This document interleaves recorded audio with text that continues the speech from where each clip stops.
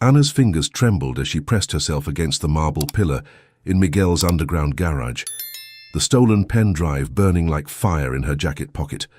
20 feet away, Miguel Rossi stood over 3 dead Russians, smoke still curling from his gun. "You're safe now," he said, his voice deadly calm as he turned toward her. The white dress shirt beneath his black suit was unbuttoned at the top, revealing muscular chest and the elegant tattoo on his neck that read, "Familia prima di tutto." His platinum Rolex caught the harsh fluorescent light as he holstered his weapon. "But this changes everything between us." Anna stared at the man who had pulled her from Manhattan's rain-soaked streets just 30 minutes ago. The same man who had just executed 3 assassins without blinking. The same man whose dark eyes now burned with something far more dangerous than violence. Possession. "I told you," Miguel continued, stepping over the bodies as if they were mere obstacles, his Italian accent thick with emotion. "Everything that's mine I protect, and Anna." His fingers traced the air between them, not quite touching her face. "You became mine the moment you stepped into my car." The financial records she'd stolen from Dmitry Volkov's operation could destroy both their worlds. The evidence of money laundering that had started this nightmare. The proof that would either save them or get them both killed.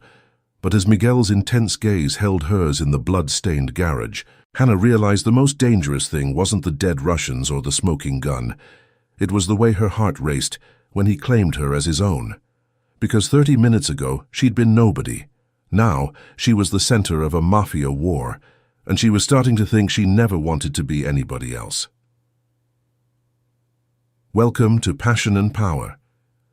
Tonight's story will take you on an emotional roller coaster through the dangerous streets of Manhattan.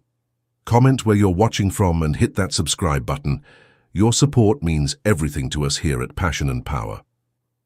The rain fell heavy over Manhattan's Upper East Side, transforming the ancient cobblestone streets into broken mirrors of light and urgency. Hannah Ribeiro pulled her thin jacket tighter around her shoulders, cursing under her breath in Portuguese as she hurried down East 73rd Street.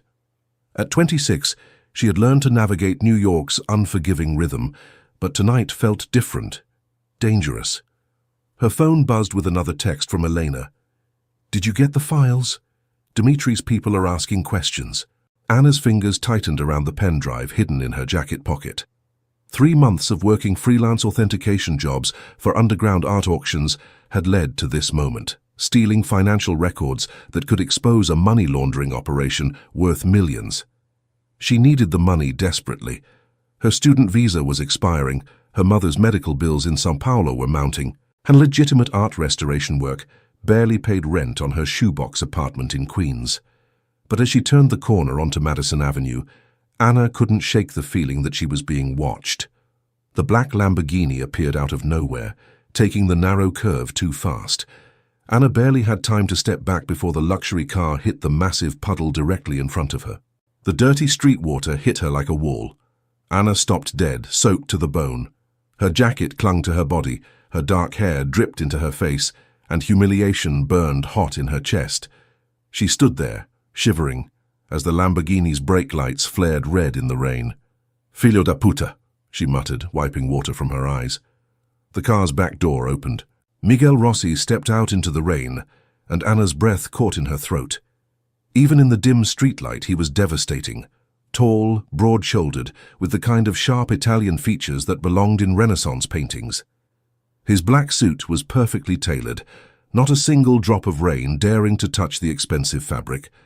Dark hair was slicked back, revealing a face that could have been carved from marble, but it was his eyes that made Anna's pulse stutter, dark, intense, and fixed entirely on her. "Merda," Miguel said quietly, his accented English carrying a note of genuine regret. He moved toward her with the fluid grace of a predator, each step deliberate and controlled. "Miss, I apologize. My driver took that corner too fast." Anna lifted her chin, refusing to be intimidated despite the water dripping from her clothes. "Your driver? You were in the back seat. You could have told him to slow down." Something flickered in Miguel's dark eyes, surprise, maybe even amusement. Most people didn't challenge him. Ever. "You're right," he said. stopping just close enough that she could see the discreet tattoo on the side of his neck. Elegant script in what looked like Italian. "Allow me to make this right." "I don't need your charity," Anna shot back, even as her teeth began to chatter. The October wind cut through her soaked clothes like ice.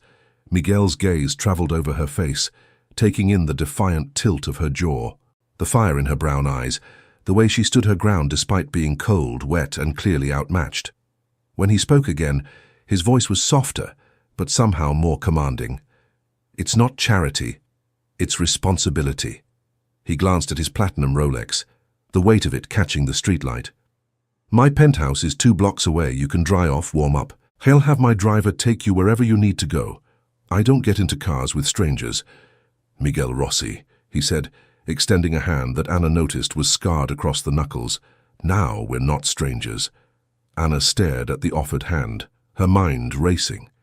She recognized the name, whispered in certain circles of the art world, connected to private collections and auctions that didn't ask too many questions about provenance. Dangerous territory for someone like her. But the alternative was a 40-minute subway ride to Queens in soaked clothes, and she had a feeling the men who had been following her earlier weren't going to give up just because of a little rain. "Anna," she said finally, taking his hand. The contact sent an unexpected jolt of electricity up her arm.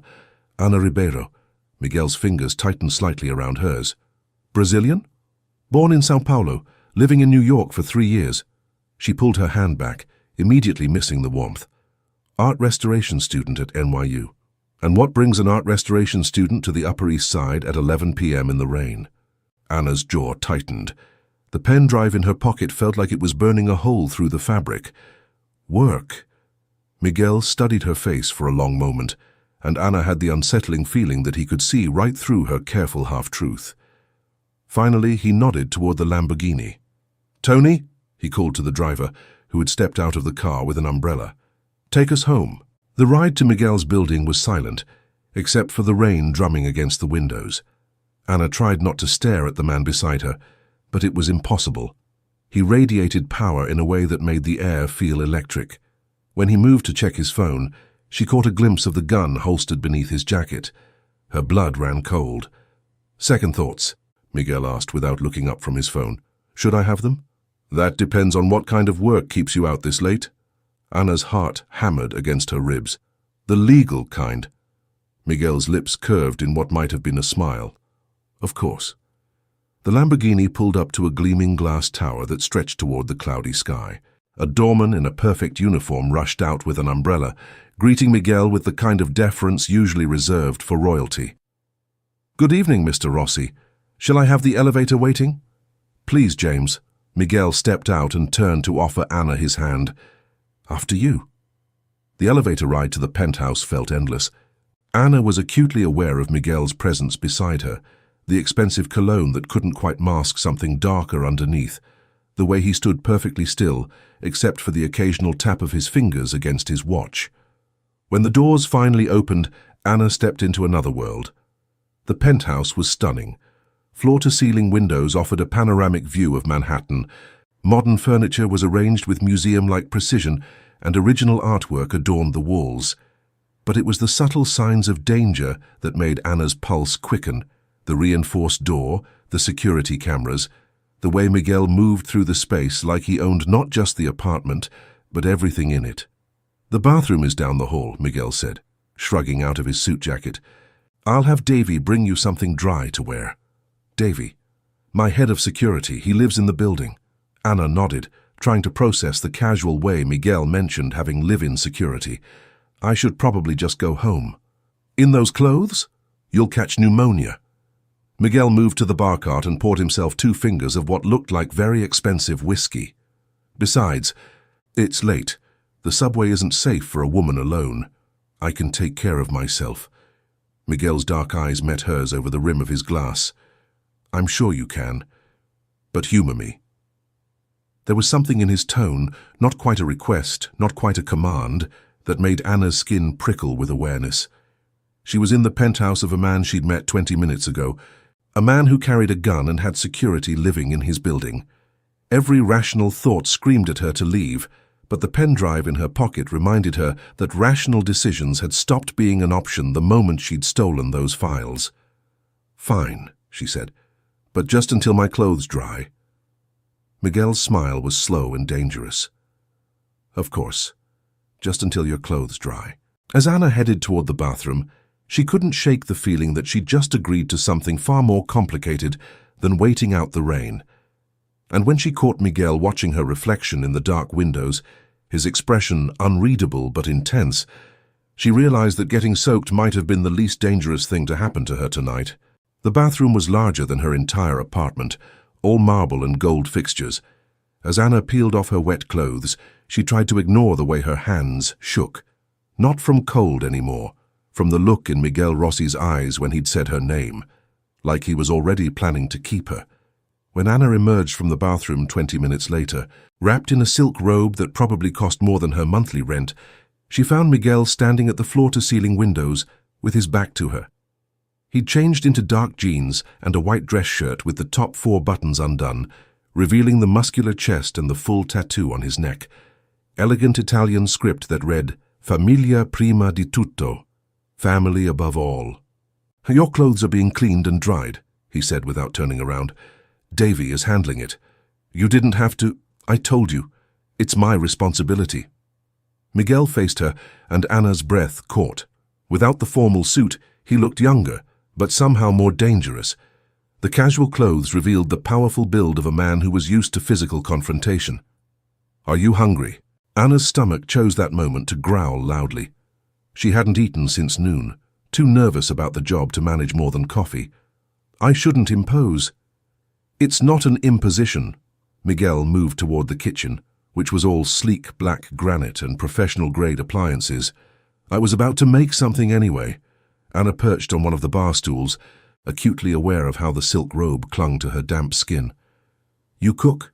"My nonna insisted I learn before she'd let me leave Italy." Miguel's hands moved with surprising grace as he pulled ingredients from the refrigerator. "She said a man who can't feed himself can't take care of anyone else. Smart woman." "The smartest." Miguel's expression softened slightly.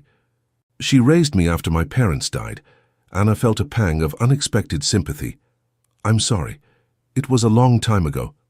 Miguel began chopping vegetables with the precision of someone who'd done this countless times. "What about you? Family in Brazil?" "My mother, she's—" Anna hesitated, not sure how much to reveal. "She's sick. Cancer. That's part of why I'm here. The medical treatment in the US is better and I can send money home." Miguel's hands stilled on the knife. "That must be difficult." "It is." Anna watched him resume cooking, noting the way his shoulders tensed. "Is that why you left Italy? Family obligations?" "Something like that." Miguel's tone suggested the subject was closed. "Tell me about your work. Art restoration, that's specialized." Anna's pulse quickened.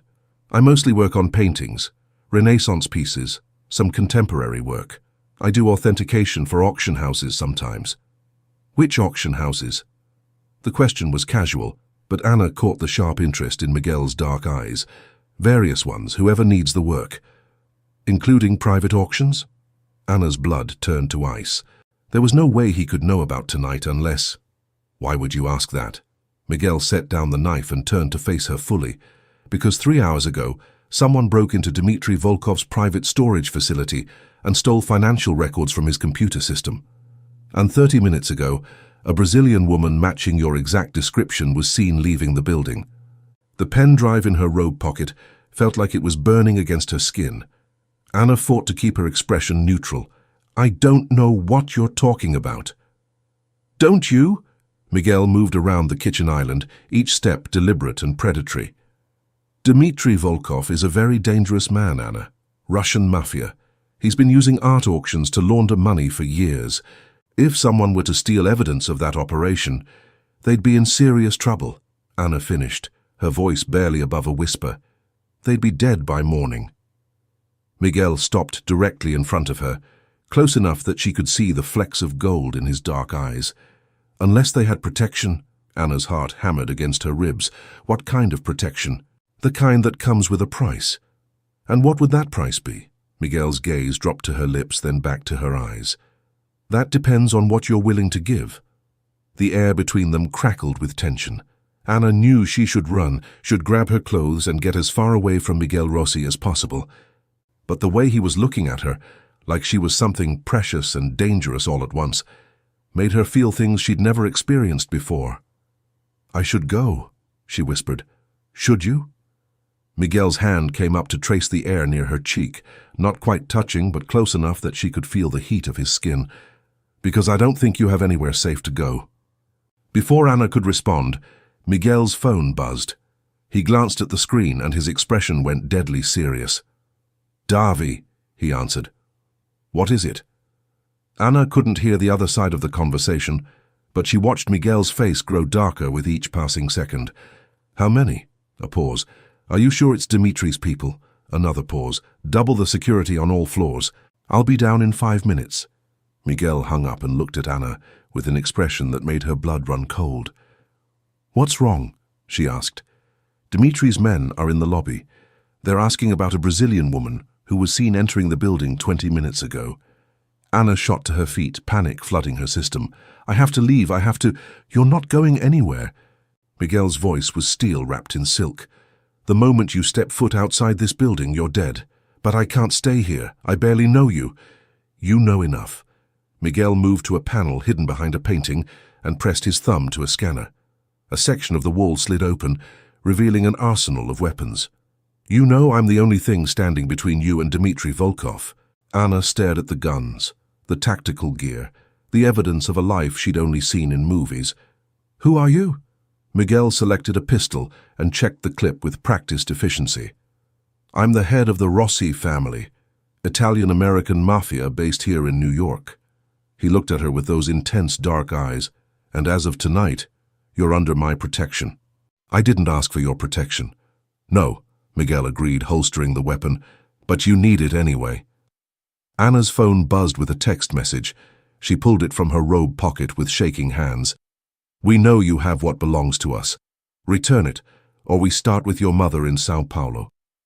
The phone slipped from Ana's nerveless fingers, clattering to the marble floor. Miguel picked it up, read the message, and his expression went murderous. "They threatened your mother." Ana nodded, unable to speak past the terror clawing at her throat. "That was their first mistake," Miguel said quietly, "and their last." He pulled out his own phone and dialed. "Tony, bring the car around. We're going to have a conversation with some Russians." "Wait." Ana grabbed his arm, surprised by the solid muscle beneath the soft cotton shirt. "You can't just—" "Can't what? Protect what's mine." "I'm not yours." Miguel's eyes blazed as he stepped closer, backing her against the kitchen island. "Aren't you? You're in my penthouse, wearing my robe under my protection. You came to me, Ana, maybe not by choice, but you're here. Because your car splashed me. Because fate put you exactly where you needed to be."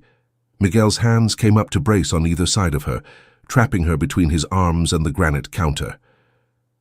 "Do you believe in destiny, Ana?" Ana's breath came in short gasps. Miguel was so close she could see the individual lashes framing his dark eyes, could smell the expensive cologne mixed with something uniquely masculine. "I believe in coincidence." "Then explain this." Miguel's voice dropped to a whisper. "Explain why the woman I've been dreaming about for months just happened to walk into my life tonight." "What are you talking about?" Miguel reached into his back pocket and pulled out his phone. With a few swipes, he brought up a photo and turned the screen toward her. Ana's heart stopped. It was her. A surveillance photo taken outside the auction house 3 weeks ago. But it wasn't just any photo. Someone had clearly been watching her, studying her, learning her routines. "You've been having me followed," she breathed. "I've been having Dimitri's operation watched. You just happened to be part of it." Miguel's thumb traced the edge of his phone. "But the moment I saw you, I knew you were different. You weren't like the other people in his orbit. You were—" "What?" "Mine." The word hung between them like a challenge. Ana should have been terrified, should have demanded he let her go. Instead, she found herself leaning closer, drawn by the heat in his eyes and the promise of safety in his strength. "This is crazy," she whispered. "Probably." Miguel's gaze dropped to her lips. "But sometimes crazy is the only thing that makes sense." Before Anna could respond, the lights in the penthouse went out. Emergency lighting kicked in a second later, bathing everything in an eerie red glow. Miguel was already moving, pulling Anna behind him as he reached for his weapon. "Stay behind me," he ordered. "What's happening?" "Dimitri's people just cut the power to the building." Miguel's voice was deadly calm. "They're coming up." Anna's blood turned to ice as the sound of gunfire echoed from somewhere far below. The war had begun, and she was right in the middle of it. The elevator shaft echoed with the sound of boots on metal. Dimitri's men were climbing the emergency ladder. Miguel moved with lethal efficiency, checking his weapon and activating what looked like a sophisticated security system from his phone. "How many floors?" Anna whispered, pressing herself against the wall as red emergency lighting cast everything in hellish shadows. 42. They cut the elevator power, so they're climbing. Miguel's platinum Rolex caught the light as he checked the time. That gives us maybe 10 minutes before they reach this floor. 10 minutes to do what? Miguel's dark eyes met hers. To decide if you trust me enough to live. Anna's heart hammered against her ribs. Through the floor-to-ceiling windows, she could see police sirens flashing in the distance, but they seemed impossibly far away. What do you need me to do? Give me the drive. Anna's hand instinctively went to her robe pocket. How do you know I have it? Because Dimitri wouldn't send a kill squad for anything less than evidence that could destroy him. Miguel extended his hand. The drive, Anna. With trembling fingers, Anna pulled out the small device and placed it in Miguel's palm.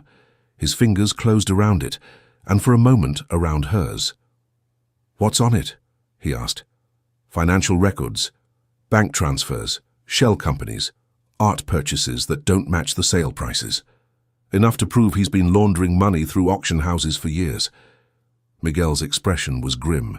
This could bring down his entire operation. That's what Elena said. Elena? Miguel's voice sharpened. Elena Marchetti. Anna nodded. She's the one who hired me to authenticate pieces for private auctions. She said Dimitri was getting suspicious of his accountant, so she needed someone to copy the files before he moved them. Merda. Miguel ran a hand through his dark hair. Anna, Elena Marchetti works for me. The world tilted sideways. What? She's been feeding me information about Dimitri's operation for months, but I never authorized her to involve civilians. Miguel's jaw clenched. She put you in danger without my knowledge. So this whole thing, the job, the files, meeting you, was supposed to be a simple intelligence-gathering operation. Elena was supposed to get the information herself. Miguel's dark eyes burned with fury. She used you as a disposable asset. Anna felt sick. She set me up. She got you involved in a war between families. Miguel moved to the windows, scanning the street below. Dimitri's been trying to muscle in on our territory for months. This evidence would have given us the leverage to destroy him legally instead of what? Miguel's smile was cold and dangerous. Instead of the way these things usually end. A loud crash echoed from the stairwell. They'd reached the 38th floor. We need to move, Miguel said. There's a safe room behind the master bedroom, reinforced steel, independent communication system. What about you? I'll hold them off until my people get here. No. Anna grabbed his arm. I won't let you die because of my mistake.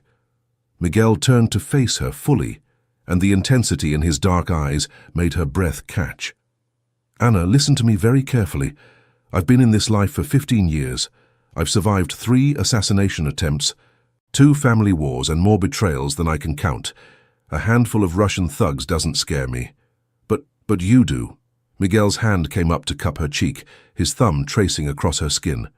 You scare me more than any bullet ever could. I don't understand. I've never had anything to lose before. Never had anyone I couldn't walk away from. Miguel's voice was rough with emotion. But looking at you right now, knowing they want to hurt you, it's making me feel things I swore I'd never feel again. Anna's heart stuttered. Miguel, I know this is insane. I know we just met. But I also know that I would burn down half of Manhattan before I let them touch you. Before Anna could respond, the penthouse door exploded inward. Miguel was moving before the smoke cleared, pushing Anna behind the kitchen island as gunfire erupted. She pressed herself against the marble, her ears ringing from the sound of bullets shattering glass and splintering wood. "Rossi!" a heavily accented voice shouted in Russian-tinged English. "Send out the girl and maybe we let you live." Miguel's response was a perfectly aimed shot that sent one of the intruders crashing to the floor. "Counteroffer," Miguel called back, his voice deadly calm despite the chaos. "Leave now, and I'll make your deaths quick." More gunfire. Anna could hear Miguel moving, using the furniture for cover as he systematically took down Dimitri's men. The sound was terrifying and mesmerizing. He moved like a predator, each shot precise and lethal. But there were too many of them. "Anna!" Miguel's voice cut through the noise. "The bedroom! Now!" Anna crawled along the floor, staying low as bullets flew overhead. She could see Miguel pressed against a pillar, blood seeping through his white shirt where a bullet had grazed his shoulder. Their eyes met across the chaos, and she saw something in his expression that made her heart clench. He was calculating odds, and he didn't think they were good. "Go!" he shouted. Instead of running to the bedroom, Anna did something that surprised them both. She grabbed the heavy crystal decanter from the bar cart and hurled it at the main light fixture above the intruders. The crash was spectacular. Glass and sparks rained down, plunging that section of the penthouse into darkness and causing enough confusion for Miguel to take out 2 more men.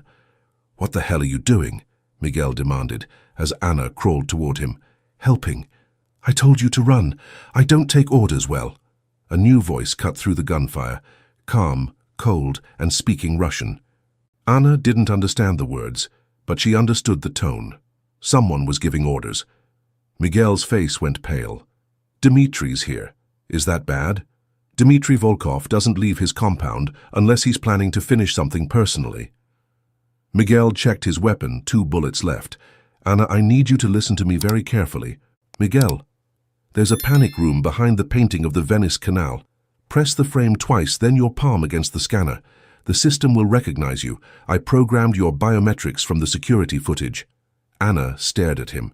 "You programmed my biometrics? Focus, Anna. Get to the panic room and call the number programmed into the phone there. Tell them code black and give them this address." "What about you?" Miguel's dark eyes were fierce with determination. "I'm going to end this." Before Anna could protest, Miguel kissed her. It was hard, desperate, and tasted like danger and promises. When he pulled away, his forehead rested against hers. "If I don't make it out of this, don't you dare!" Anna whispered fiercely. "Don't you dare say goodbye to me." Miguel's smile was soft and heartbreaking. "Then I guess I better make sure I survive this." He moved before Anna could stop him, stepping out from behind cover with his hands raised. "Dmitri, let's talk." The gunfire stopped. In the sudden silence, Anna could hear her own heartbeat thundering in her ears. "Miguel Rossi," came a voice with a thick Russian accent. "The Prince of Little Italy. You look smaller than I expected. And you look exactly like the pictures, ugly and desperate." Anna bit back a gasp. Miguel was deliberately provoking a man who had come here to kill them both. "You have something that belongs to me," Dmitri continued. "I have a lot of things. You'll need to be more specific. The drive, and the girl who stole it." "The girl is under my protection, the drive." Miguel paused. "Well, that's negotiable." Anna's blood ran cold. Was he actually considering giving up the evidence? "I'm listening," Dmitri said. "The drive for safe passage. The girl stays with me. The girl dies. Those are my terms. Then we have a problem." Miguel's voice dropped to a deadly whisper. "Because I don't negotiate when it comes to what's mine." The silence stretched taut as a wire. Anna could feel the violence building in the air like electricity before a storm. Then Miguel moved. Anna had never seen anything like it. Miguel flowed like water and struck like lightning, using the darkness and his knowledge of the penthouse layout to his advantage.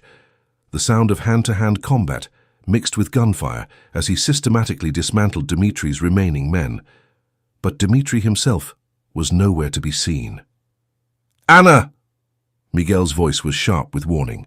She spun around to find Dmitri Volkov standing behind her, having somehow circled around through the kitchen.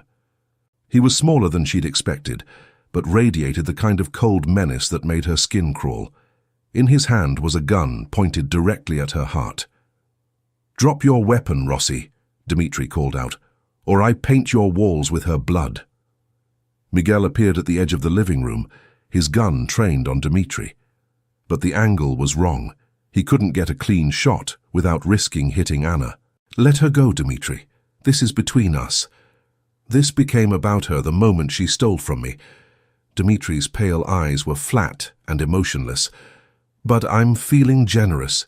Give me the drive, and I'll make her death quick." "No deal." Dimitri's finger tightened on the trigger. "Then she dies slow." Anna closed her eyes, waiting for the gunshot. Instead, she heard Miguel's voice, rough with an emotion she couldn't identify. "Anna belongs to me." Her eyes snapped open. Miguel was looking directly at her, his dark gaze intense and possessive. "You want to kill her?" Miguel continued, never taking his eyes off Anna's face. "You'll have to go through me first, and I promise you, Dimitri, that's not a fight you'll win." The words hit Anna like a physical blow, not because of the claim of ownership, but because of the absolute conviction in Miguel's voice. He meant it, every word.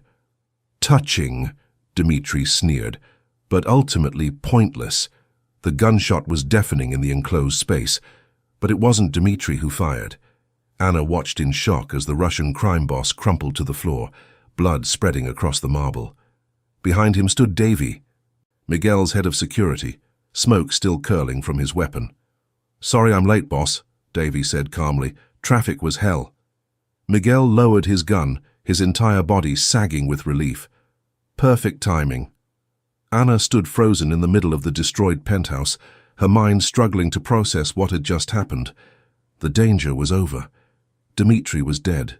She was safe. So why did she feel like the most dangerous part was just beginning? Miguel crossed the room in 3 strides and pulled her into his arms. The embrace was fierce, desperate, and Anna could feel him trembling against her. "I thought I lost you," he whispered against her hair. Anna pulled back to look at his face. "You said I belonged to you." Miguel's dark eyes searched hers. "I meant it." "I'm not property, Miguel." "No," he agreed. "You're so much more than that." "What am I then?" Miguel's hand came up to cup her cheek, his thumb tracing across her lips. "You're everything I never knew I wanted, everything I never thought I could have." Anna's heart hammered against her ribs. "This is crazy." "Probably." Miguel's smile was soft and dangerous, "but I've never been more certain of anything in my life." As sirens wailed in the distance and Davy efficiently dealt with the aftermath of the firefight, Anna realized that her life had just changed forever. She'd come here by accident, stayed out of necessity, and now she was looking into the eyes of a man who had just declared war on the world to keep her safe. And the most terrifying part wasn't that he'd said she belonged to him. It was that she was starting to think he might be right.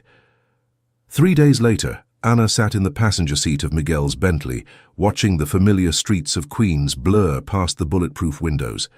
She was going home to pack her things, what few belongings she had, and officially disappear from her old life. The decision hadn't been easy. It had been necessary. "You don't have to do this," Miguel said quietly, his hands steady on the steering wheel. He'd insisted on driving himself, despite Davy's protests about security protocols. "I can arrange protection for you without you having to change everything." Anna studied his profile, the sharp line of his jaw, the way his dark hair fell across his forehead, the tension in his shoulders that never quite went away. "For how long? Dimitri might be dead, but his organization isn't, and there are others who know I have information that could hurt them. I can handle them." "I know you can."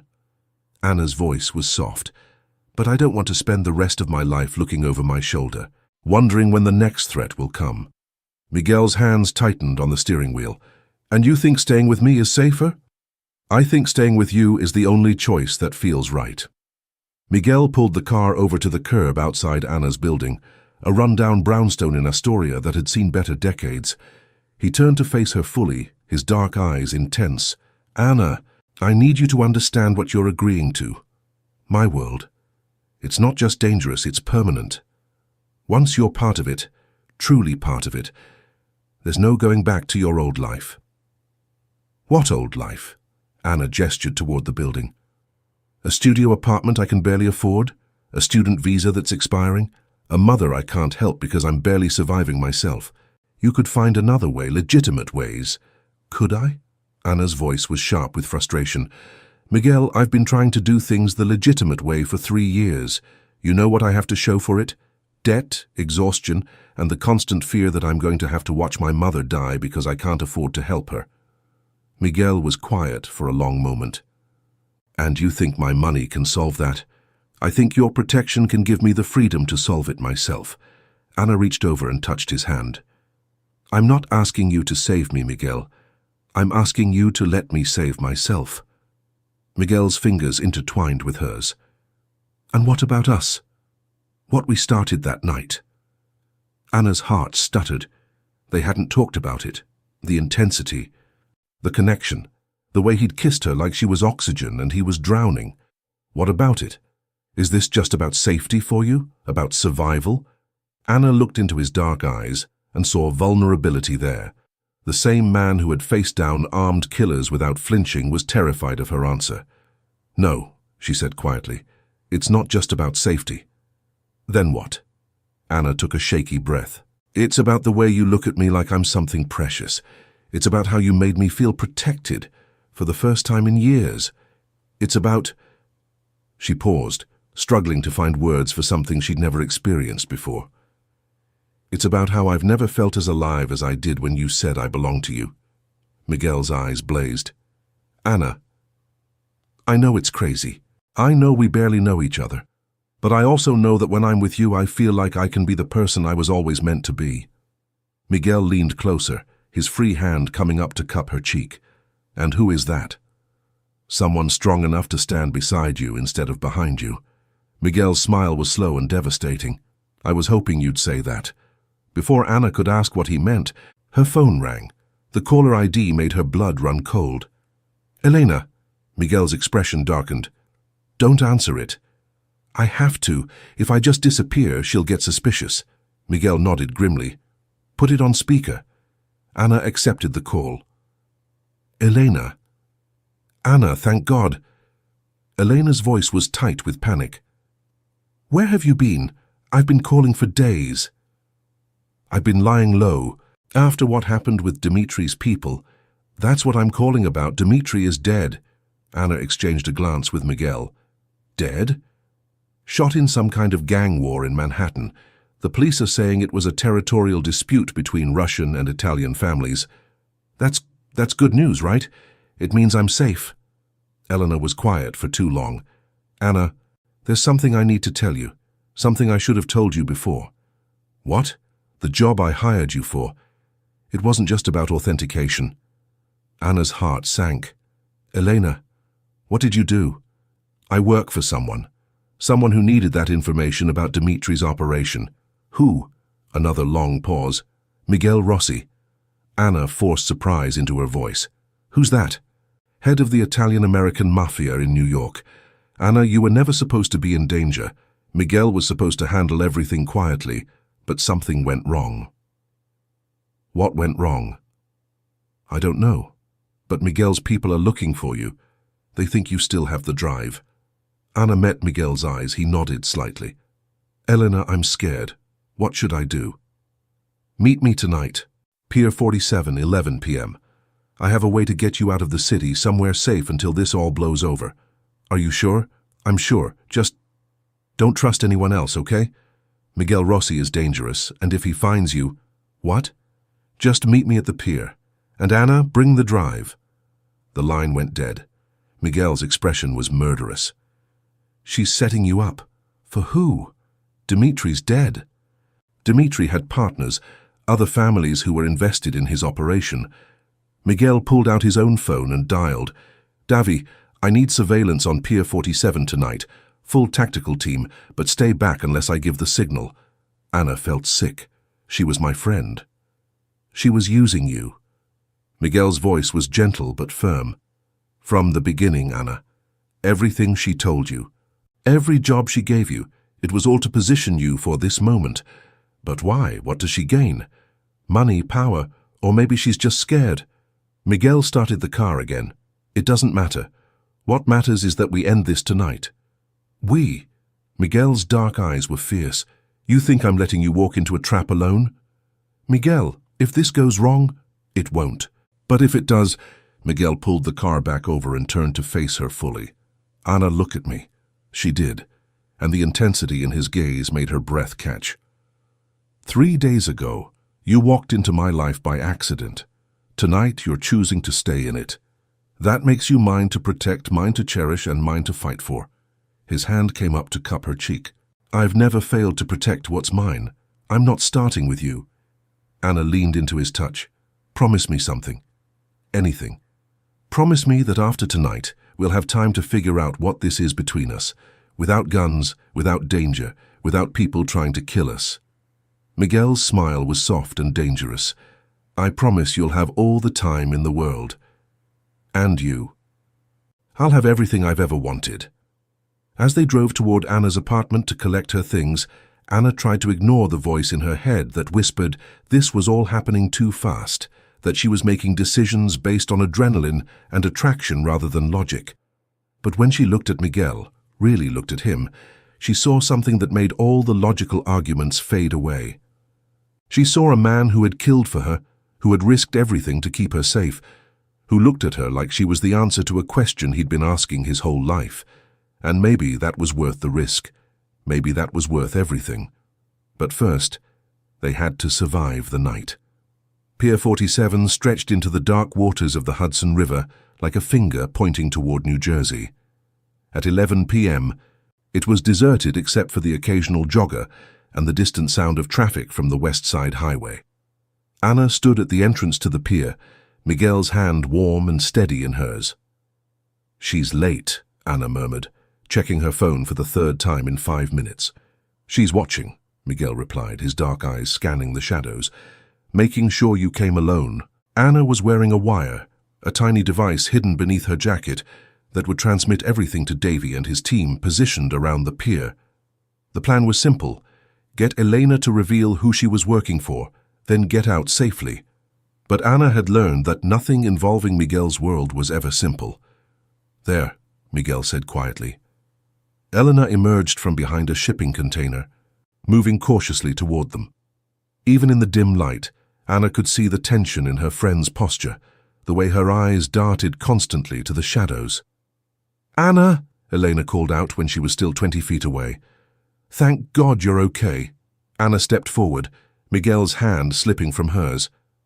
Elena, what's going on? You said Miguel Rossi's people were looking for me, but I'm right here, Miguel said, stepping out of the shadows. Elena froze, her face going pale in the moonlight. Miguel. Elena. Miguel's voice was deadly calm. It's been a while. Ana looked between them, confusion and betrayal warring in her chest. You two know each other?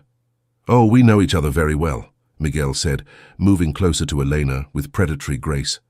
Elena used to work for me until she decided my money wasn't good enough. Elena lifted her chin defiantly. Your money came with too many strings attached. And whose money doesn't? The Kozlovs pay better, and they don't ask questions about methods. Anna's blood ran cold. The Kozlovs? Miguel's expression was grim.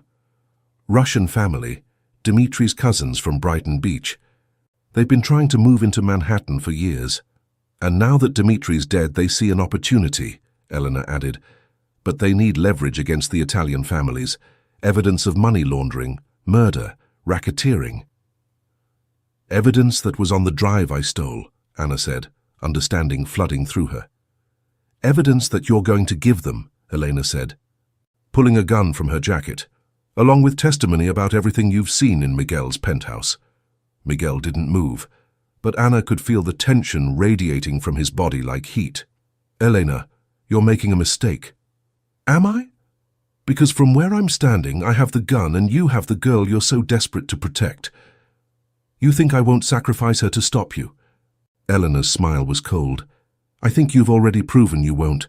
3 days ago, you could have handed her over to Dimitri and avoided this whole mess. Instead, you started a war. Anna's heart clenched. Miguel had started a war. For her. The drive, Anna, Elena demanded. Now. Anna reached into her jacket pocket, her fingers closing around the small device, but instead of pulling it out, she looked at Miguel. What happens if I give it to her? The Kozlovs use it to destroy my family's operations. Then they kill us both anyway. And if I don't? Miguel's dark eyes met hers. Then we fight. Anna's decision was instant and absolute. Instead of handing over the drive, she threw it as hard as she could toward the edge of the pier. The small device sailed through the air and disappeared into the dark water with a tiny splash. Elena's scream of rage echoed across the pier. "You stupid bitch! Do you have any idea what you just did?" "I chose a side," Anna said firmly. Elena raised the gun, her finger tightening on the trigger. "Then you chose to die." The gunshot was deafening, but it wasn't Elena who fired. Davi materialized from the shadows behind her, his weapon smoking. Elena crumpled to the wooden planks of the pier, the gun spinning away from her lifeless fingers. "Perimeter secure, boss," Davi said into his radio. "Target down." Miguel was already moving toward Anna, pulling her into his arms. "Are you hurt?" "No, Anna's voice broke. "Miguel, I'm sorry. The evidence, the drive, was a copy," Miguel said gently. "The real files are safe." Anna stared at him. "What? Did you really think I'd let you walk into a trap with the only evidence that could destroy the Kozlov operation?" Miguel's smile was soft. "I had Davy make copies the first night. What you just threw in the river was blank. But Elena got exactly what she deserved." Miguel's voice was hard as steel. "She put you in danger, Anna. She used you, manipulated you, and then tried to have you killed. In my world, that's unforgivable." Anna looked down at Elena's body, feeling a complex mix of grief and relief. "Is it over? The immediate threat?" "Yes. The Kozlovs will think twice before coming after us, now that we have evidence of their money laundering operation." "And us? What happens to us?" Miguel's hands came up to frame her face, his thumbs tracing across her cheekbones. "That depends on what you want to happen." Anna's heart hammered against her ribs. "I want to stop running. I want to stop being afraid. I want—" "What?" "I want to belong somewhere, with someone." Anna's voice was barely above a whisper. "I want to belong with you." Miguel's smile was devastating. "Ana Ribeiro, will you let me take care of you? Will you let me protect you, cherish you, give you everything you've ever wanted?" "And what do you want in return?" "Everything," Miguel said simply. "Your trust, your loyalty, your heart. I want you to be mine in every way that matters." Anna thought about her old life, the struggle, the loneliness, the constant fear of not being enough. Then she looked into Miguel's dark eyes and saw a future she'd never dared to imagine. "Yes," she said. "Yes to all of it." Miguel's kiss was fierce and claiming, full of promises and possession. When they broke apart, Anna could see her entire future reflected in his eyes. "I love you," Miguel said, the words rough with emotion. "I know it's too soon. I know it's crazy. But I love you, Anna." "I love you too," Anna whispered, and meant it with every fiber of her being. As Davi and his team efficiently cleaned up the scene, Miguel led Anna back toward the car. But before they reached it, he stopped and turned to face the river. "What is it?" Anna asked. "I was just thinking about that night, about the rain, about how everything changed in 30 minutes. Anna smiled, leaning into his warmth. "Best 30 minutes of my life." "Mine too." Miguel's arm tightened around her. "Anna?" "Yeah? You're never getting away from me now. You know that, right?" Anna looked up at the man who had turned her world upside down, who had shown her what it meant to be truly protected and cherished and loved. "I'm counting on it," she said. And as they drove through the neon-lit streets of Manhattan toward their future together, Anna realized that sometimes the best things in life came from the most unexpected places. Sometimes they came from a splash of dirty water on a rainy night. Sometimes they came from 30 minutes that changed everything. Epilogue. Years later, Anna stood in the same spot where Miguel's car had splashed her that rainy October night. The street looked different now, gentrified. with trendy cafes and boutique shops replacing the old bodegas and laundromats, but the memory was as vivid as ever. Remembering something?